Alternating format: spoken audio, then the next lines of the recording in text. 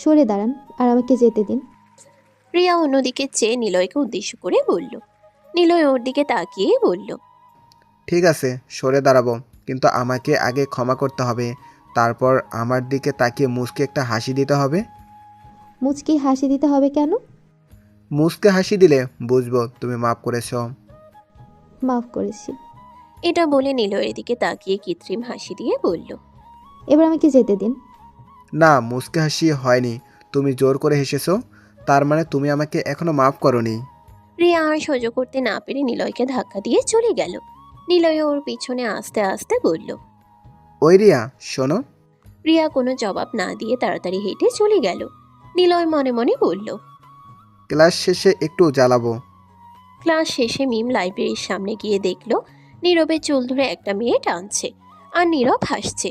মেয়েটার সাথে হেসে কথাও বলছে। মিম মনে মনে বলল। ওনার গার্লফ্রেন্ডটা সুন্দর। মিম ওদের সামনে দিয়ে গিয়ে অন্য একটা টেবিলে বসলো। নীরব ব্যাপারটা খেয়াল করলো। তারপর নীরব মনে মনে ভাবলো। মিম, তাসনিয়াকে আমার গার্লফ্রেন্ড ভাবেনি তো? এই জন্য নীরব বেশ জোরে জোরে বলল। কিরে তাসনিয়া, দুলাভাই দেখতে কেমন? এই কথাটা মিমের কান পর্যন্ত পৌঁছালো। মিম ভেবে পাচ্ছে না যে এত জোরে বলার কি আছে। মিম নীরবের দিকে তাকাতেই দেখলো ও বাঁকা চোখে তাকিয়ে আছে। মিমের কাছে ব্যাপারটা কেমন যেন লাগলো। সে বইটা হাতে নিয়ে লাইব্রেরি থেকে বেরিয়ে গেল। নীরব ওর পিছনে পিছনে বেরিয়ে পড়ল। মিম বুঝতে পারলো যে নীরব পিছনে আসছে। মিম কিছু বলল না, নিজের মতো হাঁটতে লাগলো। নীরব ওর পাশাপাশি এসে বলল। নোটিশ দেখেছিলেন পরশু যে পিকনিক? হ্যাঁ, দেখেছি। যাবেন? হ্যাঁ, অবশ্যই যাব। গুড। ওই মেয়েটা কিন্তু আমার গার্লফ্রেন্ড ছিল না। ও, তো আপনি আমাকে বলছেন কেন? না, আমি ভেবেছি আপনি ওকে আমার গার্লফ্রেন্ড ভেবেছেন। আমি ভাবলেই আপনার কি? নীরব মিমের এই কথার উত্তর পেল না। আসলে কে কি ভাবলো তাতে তার কি? তাকে কেন কৈফিয়ত দিতে হবে? নীরব এটা ভাবছিল। হঠাৎ ওর ফোন আসায়ও সরে গেল, আর মিম চলে গেল। ক্লাস শেষ হতেই সায়ান্ত ফুচকার দোকানে এলো। সায়ান্ত ফুচকা খেতে খুব ভালো লাগে, তবে বেশি ঝাল ওর সহ্য হয় না, তাই সবসময় ঝাল ছাড়া খায়। আজও খেতে গেল। একটা মুখে পড়তেই সায়ান্তর চোখ লাল হয়ে গেল ঝালে। সায়ান্ত দ্রুত পানি খেলো। মোটামুটি একটু ঝাল কমতেই লক্ষ্য করলো আয়রা ফুচকাওয়ালাকে বলছে। এই মিয়া, ফুচকায় ঝাল দেন নাই কেন? ঝাল ছাড়া ফুচকা খাওয়া যায় নাকি? এবার সায়ান্ত বুঝলো যে এই প্লেটে এত ঝাল কেন। দোকানদার একজনের প্লেট আরেকজনকে দিয়েছে, কিন্তু এখন প্লেট পাল্টাবে কি করে? এর মধ্যেই সায়ান্ত খেয়াল করলো আয়রা নিজের প্লেটে ইচ্ছা মতো ঝাল দিয়েছে। এখন তো পাল্টানোর চান্সও নেই। এখন কি করবে? সায়ান্ত খুব কষ্টে 3টা ফুচকা খেয়ে বিল পে করে চলে গেল, আর সারা রাস্তায় 4 বোতল পানি শেষ করেছে। সায়ান্ত বুঝতেছে না এত ঝাল মানুষ কিভাবে খায়। এগুলো তো স্বয়ং পেতনিও খেতে পারবে না। অবশ্য আয়রা পেতনির চেয়ে কম কই, এই ভেবে সায়ান্ত হাসলো। সায়ান্ত বাসে এসে লিফটে ঢুকতেই দেখলো আয়রা দাঁড়িয়ে আছে। সায়ান্ত খোঁচা মেরে বলল। এত ঝাল মানুষ কিভাবে খায়? আজ তো পেতনিও তো এত ঝাল খেতে পারবে না। আয়রা কিছুই বলল না।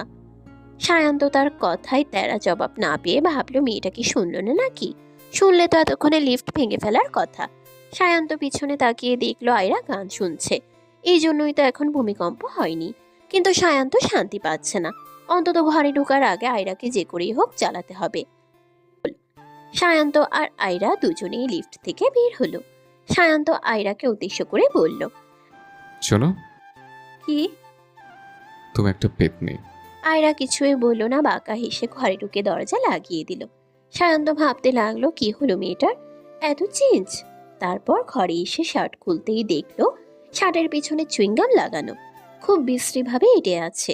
সায়ন্ত বুঝতে পারলো এটা কার কাজ। মনে মনে বলল, শয়তান জীবনে ভালো হবে না, এটাই তার প্রমাণ। সায়ন্ত রেগে চিৎকার দিয়ে বলে উঠল। আয়রা! আর এদিকে দা শয়তানির রানী আয়রা ম্যালার কি বিউটিফুল এই গানটায় ঠুমকা দিচ্ছে। রিয়া হাঁটছে পিছনে পিছনে নিলয়ে আসছে। হঠাৎ একটা ছেলে রিয়ার পথ আটকে দাঁড়ালো। রিয়া ছেলেটাকে জড়িয়ে ধরে ওর সাথে হাঁটতে আরম্ভ করলো। নিলয় স্তব্ধ। এটা কি হলো? রিয়া এই ছেলেটাকে জড়িয়ে ধরলো কেন? বয়ফ্রেন্ড নাকি? হলে হবে, কিন্তু আমি কি করব? ও তো আমাকে মাফই করছে না, অন্য একটা প্ল্যান বের করতে হবে। এইসব ভেবে নিলয় উল্টো দিকে হাঁটা শুরু করলো। রিয়া ভাইয়ের সাথে হাঁটতে হাঁটতে পিছনে ফিরে তাকিয়ে দেখলো নিলয় চলে যাচ্ছে। এটা দেখে রিয়া হেসে দিল। বোনের হাসি দেখে রিয়াদ বলল, কিরে হাসছি যে? এমনিতেই। তুই আজকেই ফিরবি? কাজ শেষ। আবার তুই তো জানিস তোর ভাবি অসুস্থ। তোমাকে তো কত করে বললাম আমি ভাবির সাথে থাকি, তুমি তো থাকতে দাও না। আরে না পাগলি, তোর ভাবির জন্য আমি আছি তো। আজ আজ যেতে হবে। আসি, আল্লাহ হাফেজ, ভালো থাকিস। আচ্ছা, তুমি সাবধানে যেও। রিয়াদ চলে যেতেই রিয়ার চোখ ঝাপসা হয়ে গেল। পৃথিবীতে ভাই ছাড়া কেউ নেই। বাবা মা অনেক আগেই গত হয়েছেন। সে চাইলেই পারে ভাই ভাবির সাথে থাকতে, কিন্তু ভাবির অত্যাচারে আর থাকা হয়নি। ভাই তাকে হোস্টেলে দিয়ে দিল। এরপর থেকে মাঝে মাঝে ভাই এসে দেখা করে যায়। এবারের মতো প্রত্যেকবারই রিয়া ঝাপসা চোখে ভাইয়ের চলে যাওয়া দেখে রিয়া চোখের পানি মুছে হাঁটা ধরে। তার এই হাসি খুশি চেহারার অন্তরালের চেহারাটা কেউ দেখেনি, তার জানের বান্ধবীরাও না। রিয়া এমনই একটু চাপা স্বভাবের। আজ ওর চোখের পানি শুধু ও নয়, আরও একজনও দেখেছে দূর থেকে দাঁড়িয়ে। সে হচ্ছে নিলয়। নিলয় তখন যেতে নিলেও যায়নি। ও চেয়েছিল আসলে ছেলেটাকে এটা বের করতে, তারপর লুকিয়ে লুকিয়ে ওদের পিছনে এসেছে। তারপর বুঝলো এটা ভাই, কিন্তু রিয়া কাঁদছে কেন এটা নিলয় বুঝলো না। কিন্তু রিয়াকে হাসাতে হবে, তাহলে যদি ও তাকে মাফ করে। এই উদ্দেশ্যে নিলয় রিয়ার পিছন থেকে এন্ট্রি নিয়ে বলল, রিয়া, কবে করবা বিয়া? কারোর এমন কথা রিয়া পিছনে তাকিয়ে দেখলো নিলয় হাসছে। রিয়াও ভেঙচি দিয়ে বলল, যখন বর আসবে গহনা নিয়া। বাহ, ভালোই মিলাইছো। বকুল নাকি বেলি? বেলি। আপনার? সেম, তবে বকুলও ভাল লাগে। যেমন ধরে আমার যে বউ হবে সে বকুলের মালা পরে আমার সামনে দাঁড়িয়ে বলবে ভালোবাসি। বাহ, দারুণ রোমান্টিক তো আপনি। এত রোমান্টিক হয়েও লাভ হলো না। এখন পর্যন্ত একটাও গার্লফ্রেন্ড জুটলো না কপালে। রিয়া নিলয়ের কথা শুনে হাসতে হাসতে শেষ। এভাবেই কথা বলতে বলতে দুজনে বাসায় আসলো। নিলয় দরজার সামনে দাঁড়িয়ে রিয়াকে বলল, এবার মাপটা কি পেয়েছে? হুম। তারপর নিলয়ও হালকা হেসে ঘরে চলে গেল। আর রিয়াও আজকে 3 বান্ধবী ভার্সিটিতে গেল না। কাল পিকনিক, তাই 3জনই শপিংয়ে গেল। শপিং শেষ করে 3জনের বাসায় ফিরতে ফিরতে দুপুর হলো। তারপর খাওয়া দাওয়া করে 3জনই ঘুম দিল। এদিকে সায়ন্ত, নীরব, নিলয় কেউই ওদেরকে ভার্সিটিতে না পেয়ে অবাক হয়ে গেল। কাহিনী কি? কেউ এলো না কেন আজকে? ওরা ভার্সিটি থেকে ফিরে নীরবকে পাঠালো জিজ্ঞেস করতে আজ ভার্সিটিতে যায়নি কেন, এটা জিজ্ঞেস করতে। নীরব বেচারা এসে কলিং বেল বাজাতেই দরজা খুলল মিম। মিমকে দেখে নীরব একটা হাসি দিয়ে জিজ্ঞেস করলো, আজ আপনারা ভার্সিটিতে যাননি কেন? আসলে কাল পিকনিক তো, তাই 3 বান্ধবী মিলে শপিংয়ে গিয়েছিলাম। ও, আমি ভেবেছিলাম আপনারা বোধহয় অসুস্থ, তাই আসেননি। না না, সেরকম কিছু না। ও, প্যাকিং কি শুরু? না, এখনো হয়নি, সন্ধ্যে থেকে করব। আপনারা? আমরাও। মিম নীরবকে বাই বলে দরজা আটকে দিল। নীরবও চলে গেল। মেয়েরা সবাই টান টান উত্তেজনা নিয়ে প্যাকিং করছে। আজ মনে হয় সারা রাতেও ওদের ঘুম হবে না। যাই হোক, মোটামুটি প্যাকিং শেষ করলো। পিকনিক স্পটে 3 দিন থাকতে হবে। রিয়াকে প্রতিদিন ডেকেও তোলা যায় না, কিন্তু আজ সবার আগে ওই ঘুম থেকে উঠেছে। রিয়া ঘুম থেকে উঠে আয়রা আর মিমকে ডেকে উঠালো। তারপর 3 বান্ধবী রেডি হয়ে 6টার সময় বেরিয়ে পড়ল। যাওয়ার আগে মিম অবশ্য নীরবকে ডাকতে চেয়েছিল, কিন্তু আয়রা আর রিয়ার জন্য ডাকেনি। ভার্সিটির সামনে এসে দেখে 5টা বাস দাঁড়িয়ে আছে, আর যে যার মতো বসছে।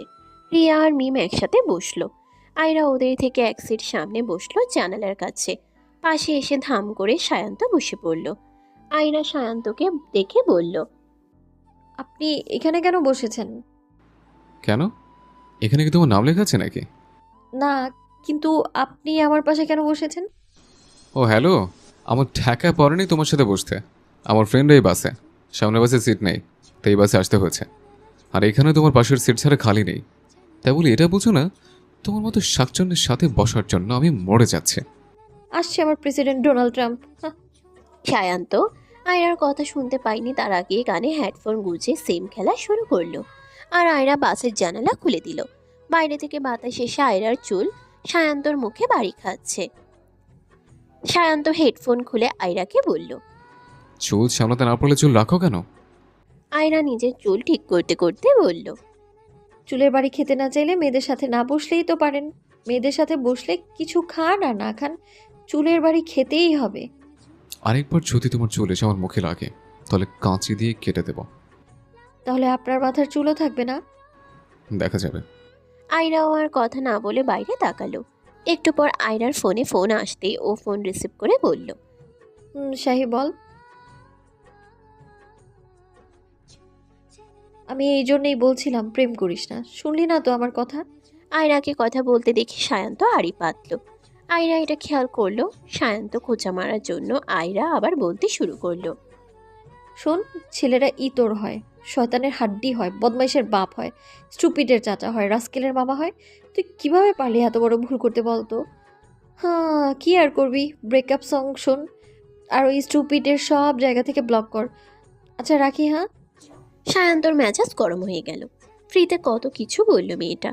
না, এগুলো শুনে তো চুপ থাকা যায় না, মোক্ষম জবাব দিতেই হবে। সায়ান্ত একটা প্ল্যান করলো। তারপর সবাইকে উদ্দেশ্য করে বলল। Keep silent guys. সবাই কথা বলা বন্ধ করে সায়ান্তর দিকে তাকালো। সায়ান্ত আবার বলা শুরু করলো। আচ্ছা, আমরা একটা গান করলে কেমন হয়? ডুয়েট গান, ছেলেরাও গাইবে মেয়েরাও গাইবে। সবাই সায়ান্তর কথাই সম্মতি দিল। প্রথমে সায়ান্তই শুরু করলো। লেফট যদি যেতে বলি যাবে ওরা রাইট, আমরা যদি সকাল বলি বলবে ওরা নাইট। লেফট যদি যেতে বলি যাবে ওরা রাইট, আমরা যদি সকাল বলি বলবে ওরা নাইট। করলে শপিং সারাটা দিন, আর কিছুই না চাই। লাইফে এদের চ্যাপটা কিসের জানতে আমি চাই। মেয়েদের মন বোঝা নয় রে নয় সোজা, মেয়েদের মন বোঝা নয় রে নয় সোজা। তারিফ করো তার সারাদিন, কি সুখ করে পাই বাগিনী। তারিফ করো তার সারাদিন, কি সুখ করে পাই বাগিনী। ছেলেদের কলি শেষ হলে এবার মেয়েরা গাইবে, তাই আয়রা প্রথমে শুরু করলো। করলে শুরু শেষ হবে না ছেলেদের গুণের কাহিনী। যখন জড়ো হয় একসাথে মনে হয় যে বানর বাহিনী, মুখে কথার ফুলঝুরি, মনের বেলায় কাঁচকলা। করবে কে কেটে সেঞ্চুরি, বড় কঠিন আই লাভ ইউ তার বলা। বড্ড বোকা মানতে পারি না। ছেলেদের মন বোঝা হ্যারে খুব সোজা, ছেলেদের মন বোঝা হ্যারে খুব সোজা। এভাবে গান আর আড্ডা দিতে দিতে সবাই কক্সবাজার এসে পৌঁছালো। পৌঁছাতে পৌঁছাতে বিকেল হয়ে গেল। সবাই বুক করা হোটেলে উঠে যার যার রুমে চলে গেল। মিম, আয়রা আর রিয়া এক রুমে গেল। সবার প্রথমে আয়রা বের হতেই একজনের সাথে ধাক্কা লাগলো। আয়রা পড়ে যেতে নিলে কে যেন ওকে ধরে ফেললো। আয়রা ওর দিকে তাকিয়ে চোখ বড় বড় করে ফেললো। এটা যে তার অতীত। আয়রা কখনোই চায়নি তার অতীত তার সামনে এসে দাঁড়াক, কিন্তু ভাগ্য বলতে একটা কথা আছে না, সেই ভাগ্যের ফেরে তার অতীত তার বর্তমানে এসে দাঁড়িয়েছে। আয়রা সামনের মানুষের হাত থেকে নিজের হাতটা ছাড়িয়ে পাশ কাটিয়ে চলে যেতে নিলেই মানুষটা তার পথ আগলে দাঁড়ায়। তারপর বলে, কেমন আছো আয়রা? আলহামদুলিল্লাহ, অনেক ভালো। এখন চলুন আমায় যেতে দিন। আচ্ছা যাও, কিন্তু আমার কথাটা তো শুনবে। আরও কি কিছু বলার বাকি আছে? সেদিনই তো আমাদের মধ্যে সব কথা শেষ হয়ে গিয়েছিল, তাহলে আজ আবার কোন কথা বলবেন? আমি মানছি আমার ভুল হয়েছে, তাই বলে আমার কথাটা শুনে আমাকে একবার সুযোগ তো দিতে পারো।